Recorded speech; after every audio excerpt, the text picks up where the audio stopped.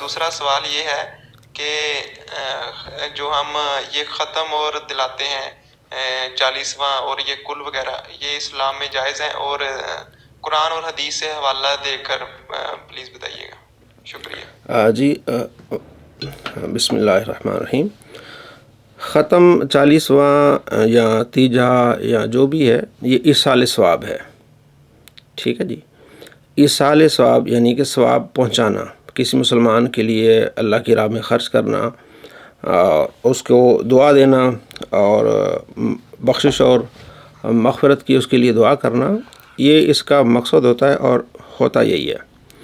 تو ایصال ثواب کا ذکر قرآن پاک میں ہے، اس میں دعا کا ذکر ہے، احادیث میں پھر اس کی پوری وضاحت ہے، جس میں صدقہ جاریہ ہے، جس میں جو ہے باغ خرچ کرنا ہے، جس میں نفل پڑھنا ہے، جس میں حج کرنا ہے۔ تو پورا اسلام میں ایصال ثواب کا ذکر ہے۔ آپ علیہ السلام نے خود دعائیں کی ہیں صحابہ کرام علی مردوان کے لیے۔ تو سورہ حشر میں ہے کہ اللہ تبارک و تعالیٰ فرماتا ہے وہ لوگ جو بعد میں آنے والے ہیں تو اپنے جو پہلے مسلمان ان کے لیے دعا کرتے ہیں، ربنا اغفر لنا ولاخواننا الذین سبقونا بالایمان، یا اللہ ہماری بخشش فرما اور ان کی بخشش فرما جو ہم سے پہلے گزر چکے ہیں۔ تو یہ ایصال ثواب دعا کر رہے ہیں۔ آپ صلی اللہ تعالیٰ علیہ وآلہ وسلم معاذ اسلمی صحابی ہے، مسلم میں حدیث ہے، ان کی وفات کے دوسرے دن آئے یا تیسرے دن آئے تو آپ علیہ السلام نے فرمایا کہ استغفروا لمعاذ، معاذ کے لیے دعائے بخشش کرو۔ تو دعائے بخشش کرنا اس کو ہم ایصال ثواب کہتے ہیں۔ دوسرے دن کر لیں دعائے بخشش یا تیسرے دن کر لیں۔ آپ صلی اللہ تعالیٰ علیہ وآلہ وسلم کے پاس ایک صحابی ہے، 1727 نمبر، غالباً یہ بخاری کا نمبر ہے۔ عرض کیا رسول اللہ میری والدہ فوت ہو گئی ہیں، بیمار تھیں، اچانک فوت ہو گئیں، اگر وہ کچھ وقت گزارتی بیماری میں تو شاید کوئی وصیت کر جاتی، تو اگر میں ان کی طرف سے اللہ کی راہ میں خرچ کروں تو کیا ان کو ثواب ملے گا؟ تو آپ علیہ السلام نے فرمایا ہاں، ان کو اجر ثواب ملے گا۔ تو عرض کیا رسول اللہ آپ پھر گواہ رہیے کہ یہ فلاں جو میرا بہترین باغ ہے میں نے وہ اپنی والدہ کے لیے ایصال ثواب کر دیا۔ حضرت عائشہ رضی اللہ تعالیٰ فرماتی ہیں ایک شخص آیا، یہ بھی مسلم میں ہے، کہ اس نے آ کے عرض کیا رسول اللہ میں اگر اپنی والدہ کے لیے ایصال ثواب کروں تو کیا مجھے اجر ملے گا؟ آپ نے فرمایا ہاں۔ تو دونوں حدیثوں کو ملائیں تو ایصال ثواب کرنے والے کو بھی ثواب ملے گا، اور جو ہے وہ جس کو ایصال ثواب کیا جا رہا ہے اس کو بھی اجر اور ثواب ملے گا۔ ابو داؤد شریف میں حدیث ہے، آپ علیہ السلام کے پاس صحابی آتے ہیں کہ میری والدہ فوت ہو گئی ہیں تو میں ان کے لیے کیا کروں؟ تو آپ نے فرمایا کہ پانی۔ تو انہوں نے کنواں کھدوایا اور کنویں کے باہر لکھ لیا ہادہ لام سعد، یہ سعد کی ماں کا کنواں ہے، مطلب یہ کہ لوگ اسے پانی پئیں گے اور جو ہے وہ اس کا ثواب سعد کی ماں کو ہوگا۔ اسی طرح ایک صحابیہ تھی، عرض کیا رسول اللہ میرے عزیز فوت ہو گئے ہیں، غالباً والدہ کا نام لیا تو یا والد کا نام لیا، تو ان پر حج تھا تو کیا میں ان کی طرف سے حج کروں؟ فرمایا ہاں، اگر کسی پر قرض ہو، اگر تیرے اس رشتہ دار پر قرض ہوتا تو کیا تو قرض ادا نہ کرتی؟ اس نے کہا بالکل کرتی۔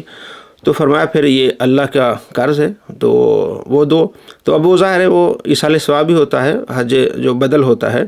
تمام روایات، تمام بہت ساری اس میں وضاحت ہے کہ قرآن پاک پڑھ کے یا آپ جو ہے کوئی بھی نیکی کر کے آپ دعا کریں، کوئی بھی پھل بیچیں، کچھ بھی، تو آپ دعا کر کے اس کو لیے کریں گے تو انشاءاللہ اس کو ثواب ملے گا اور ان کے درجات بلند ہوں گے۔ یہ تو ہے قرآن پاک سے۔ اب یہ کہ دن مخصوص کرنا یہ نفلی کام ہے، ایصال ثواب کام ہے نفلی، آپ جتنا چاہیں کریں۔ اور دن مخصوص کرنا یہ بھی شریعت میں ہے کہ کوئی آدمی دن مخصوص کر لیتا ہے نفل کام کے لیے تو یہ بھی جائز ہے۔ حضرت عبداللہ بن مسعود جمعرات کا دن مخصوص کرتے تھے اپنی تبلیغ کے لیے۔ آج کل بہت سارے لوگ انہوں نے دن مخصوص کیا ہوا ہے ہفتے کا، کسی نے اتوار کا، جیسے ہم نے جمعہ کا دن مخصوص کیا ہوا ہے۔ تو آپ علیہ السلام کا ایک فرمان ہے، حدیث ہے مشکات میں بھی دیگر کتابوں میں، کہ آخری دن جو ہے نا شعبان کا 30 کا دن، اس کو آپ نے روزہ نہیں رکھنا، کیونکہ کیا پتہ وہ اگلا پہلی کا دن ہو جائے۔ لیکن جس کی عادت ہے وہ اس دن نفلی روزہ رکھتا ہے تو پھر وہ رکھ سکتا ہے، جس نے اس نفلی کام کو اپنے اوپر عادت بنا لیا۔ مثلا اس نے یہ ارادہ بلکہ کیا ہوا ہے کہ ہر جمعرات کو میں نے روزہ رکھنا ہے، تو جمعرات جو ہے وہ آ جاتی ہے شعبان کی 30 تاریخ کو، تو باقیوں کو ضرورت نہیں ہے، باقیوں کو منع ہے کہ وہ روزہ نہ رکھیں، لیکن یہ روزہ رکھ سکتا ہے، جو نفلی کام شروع کر رہا ہے تو وہ کر سکتا ہے۔ تو بہت سارے صحابہ نے پھر اور محدثین نے نفلی کام کے لیے وقت کی تعین کی، اور اس جو وقت کی تعین ہوتی ہے یہ آپ اپنی آسانی کے ساتھ کر سکتے ہیں۔ آپ دوسرے دن آپ ختم دلائیں، تیسرے دن دلائیں، 40ویں دن دلائیں، 42 والے دن دلائیں، 35ویں دن دلائیں، اس میں دن کوئی فرض واجب نہیں ہے، دن کو مخصوص کرنے کا مقصد آسانی ہوتا ہے۔ تو عبداللہ بن مسعود رضی اللہ تعالیٰ جمعرات کو تبلیغ کرتے تھے، بیان فرماتے تھے، لوگوں کو پتہ چل جاتا تھا کہ بھئی جمعرات کو جو بیان ہوگا تو سارے اس میں شامل ہو جائیں گے۔ اسی طرح 40ویں دن ختم ہوگا تو سارے معاشرے کو یا سارے مہمانوں کو، رشتہ داروں کو پتہ ہوگا کہ جناب علی 40واں ہوگا تو ہم نے کیا ہونا ہے، شامل ہونا ہے۔ تو یہ ایصال ثواب جائز ہے، مستحب ہے، انفرادی طور پر آپ جتنا چاہیں کریں، فرض واجب نہیں ہے، اس میں سارے متفق ہیں، مسلمان جو ہے وہ سارے اسے کرتے ہیں اور چلا آ رہا ہے۔ لیکن اب چونکہ بعد میں اختلاف کی وجہ سے چونکہ اہل سنت زیادہ کرتے ہیں تو لوگوں نے جو ہے وہ اس پر اعتراضات کو کرنے شروع کر دیے، اور یہ کہاں ہے، یہ وہ کہاں ہے، حالانکہ ان کے بڑے بھی کرتے آ رہے ہیں۔ علامہ غلام رسول سعیدی رحمۃ اللہ علیہ نے تمام لوگوں کے، ان جو جتنے بھی ہیں اہل حدیث ہیں، دیوبند ہیں، تمام کے اقوال نقل کیے شرح صحیح مسلم میں، انہوں نے اس کو جائز قرار دیا، بلکہ کیونکہ یہ اسلام میں ایک بہترین عمل ہے کہ جو فوت ہو گیا آپ اس کے لیے ایصال ثواب کریں، آپ ان کے لیے دعائیں کریں، اللہ تعالیٰ ان کی بخشش فرمائے، ان کے درجات بلند فرمائے، تو یہ ایصال ثواب ہے۔ جی مفتی صاحب آپ نے وہ ایصال ثواب کہہ دیا، میں ختم کا پوچھ رہا تھا کہ ختم کسی صحابی سے یا قرآن حدیث سے جائز ہے، وہ آپ نے نہیں بتایا۔ ختم وہی تو میں نے عرض کی نا، ختم کیا قرآن رکھ کے وہ ختم کر، ہاں یہ بات رہ گئی۔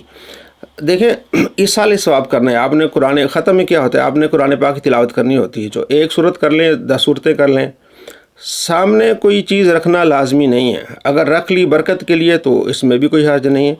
آپ علیہ السلام کی حدیث ہے، آپ علیہ السلام جو ہے وہ سفر میں تھے، غزوہ تبوک میں، تو صحابہ کا کھانا ختم ہو گیا تو انہوں نے عرض کی یا رسول اللہ ہم جو ہے اونٹ ذبح کر لیتے ہیں، تو آپ علیہ السلام فرمایا کر لو اونٹ ذبح۔ حضرت عمر نے کہا یا رسول اللہ اگر اونٹ ذبح کر لیے تو پھر واپسی کیسے ہوگی، یہ تو سواری کے اونٹ ہیں، تو آپ ایسا کریں یا رسول اللہ کہ جو چیز ہے ان کے پاس منگوا لیں، اس پر آپ اللہ کا نام لے پڑھیں آپ۔ فرمایا یہ بھی ٹھیک ہے، تو وہ سامان لایا گیا اور آپ علیہ السلام نے اس پہ پڑھا، اور اتنی برکت ہو گئی کہ پورے لشکر نے کھا لیا۔ تو قرآن پاک پڑھنا کسی چیز پر اس کا جواز ہے اور برکت حاصل ہو جاتی ہے، اور ختم کے لیے چیز کا رکھنا لازمی نہیں ہے۔ ہم جو ہے وہ اکثر جو ہے وہ فجر کی نماز کے بعد دعا کرتے ہیں، اس میں کوئی جو ہے پانی نہیں ہوتا، کوئی کھانا نہیں ہوتا، کھانا کہیں رکھا جاتا ہے اس لیے کہ اس میں برکت و مہمان آئے ہوئے ہیں۔ تو یہ ساری روایات جو ہے نا قرآن پاک کی تعلیمات اور احادیث سے ثابت ہے چیز۔